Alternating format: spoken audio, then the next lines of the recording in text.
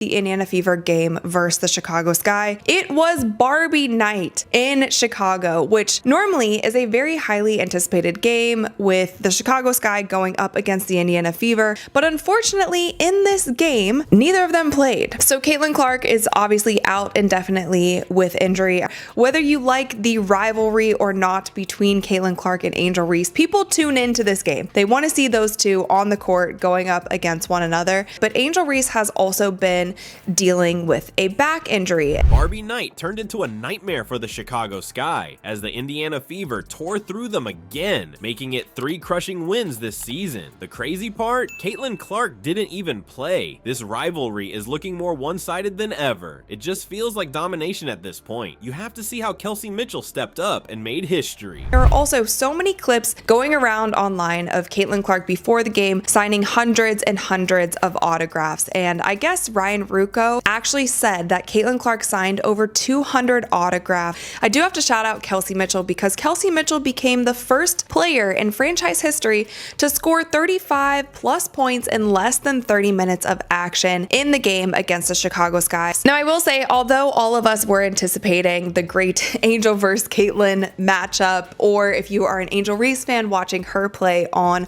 Barbie Night in Chicago. So what happens when the media builds up a rivalry like it's a heavyweight showdown, but on the court, one team just refuses to make it competitive? That's exactly the kind of mismatch we're seeing between the Indiana Fever and the Chicago Sky. The hype has been all about Caitlin Clark versus Angel Reese, a collision of star power that has people glued to every headline. But here's the truth, this supposed rivalry, it just doesn't exist right now, especially not with the Fever playing like this, while Caitlin Clark is in street clothes watching from the bench. Let's get right into the action. The Fever didn't just beat the Sky on Barbie Night, they crushed them by 15 points. And here's the kicker, they weren't relying on Caitlin Clark to carry them. Instead, Kelsey Mitchell completely took over, dropping 35 points and reigning in 7 3-pointers. Kelsey Mitchell is someone who is always going to be aggressive, and especially when Caitlin Clark is not on the floor, she has really taken over for the Indiana Fever. She is averaging 20.2 points per game this season, which is the 3rd most in the WNBA. And she has been someone for the Indiana Fever who has stepped up big, especially when it comes to putting the ball in the hoop. And I have to say,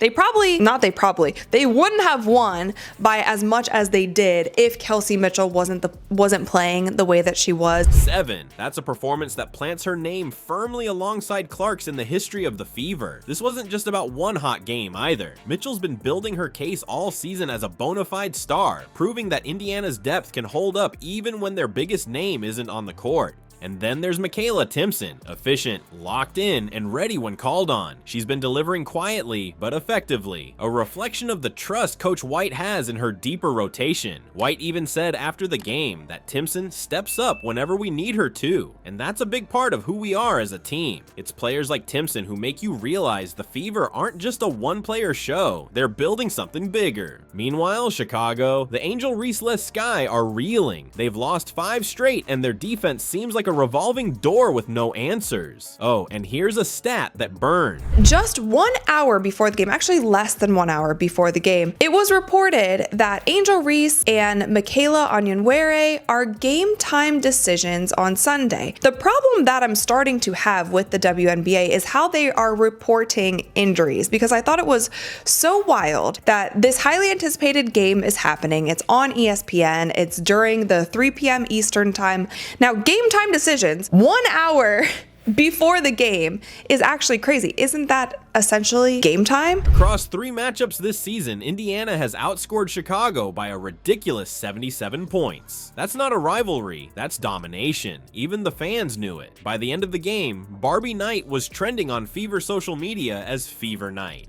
And yet, Caitlin Clark's impact? It's still everywhere, just not in the way you'd expect. How does Caitlin Clark still manage to influence a game when she's not even on the court? For starters, her presence alone has the power to shift the energy of an entire arena. At the Fever's game against the Sky, Clark was sidelined with an injury, but you wouldn't know it based on the way fans gravitated toward her. She signed over 200 autographs and practically worked the United Center like it was her home turf, making her way around 2/3 of the arena. Security tried to get her to move along, but she made sure to take time with as many fans as possible. Think about that. This was in Chicago, Sky territory, and their fans were lining up just to get a moment with her. And it's not just some feel-good storyline. What Clark is doing here matters in ways that stretch beyond the autograph lines. If you're an athlete, you know an hour before the game if you are going to be playing or not. And then obviously just about 30 minutes later, they announced that she would be out. I do wonder if the WNBA, they do it specifically for Caitlin Clark. We've seen it many of times with Caitlin Clark on her injury reporting, and they're starting to do it with Angel as well. There was only 8 Sky players that were available for this game, and if they would have had one less player available,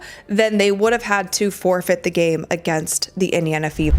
Her interactions on Barbie Night brought an undeniable positivity, not just to the crowd, but to her own team. Even while sitting out, she's building up the Fever's brand by creating the kind of player connection that every franchise dreams of. That kind of visibility and goodwill energizes her teammates. It's hard not to feed off that when your star player is still finding ways to lead without even dribbling a ball. Here's an interesting angle on all of this. The Fever and the Sky might look like rivals on paper because of the Clark-Reese connection, but the bigger contrast is in the culture these teams are building. The Fever are using momentum from performances like Kelsey Mitchell's and the engagement Clark brings, injury or not, to build something that feels sustainable. Meanwhile, the Sky are stuck searching for answers, not just on defense, but in maintaining an identity without Angel Reese. Kayla Timpson is someone to me who she is so wildly athletic, and she still might be a little green when it comes to professional basketball. She's still that raw talent. Now, I also wanted to mention that Makayla Timpson actually got a lot of playing time,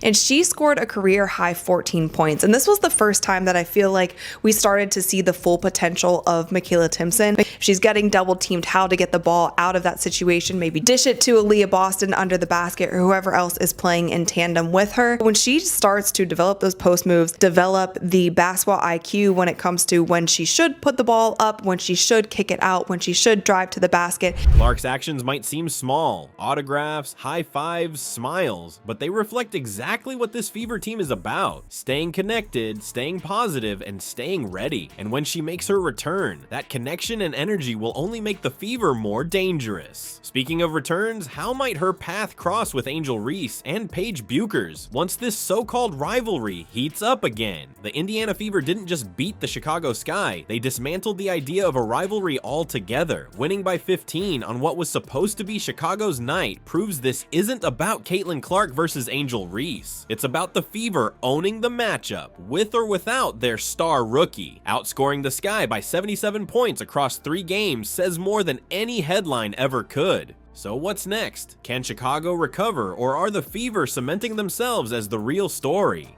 August 9th and September 5th are just around the corner, and Angel Reese might be looking Paige Buchers' way. Let's see.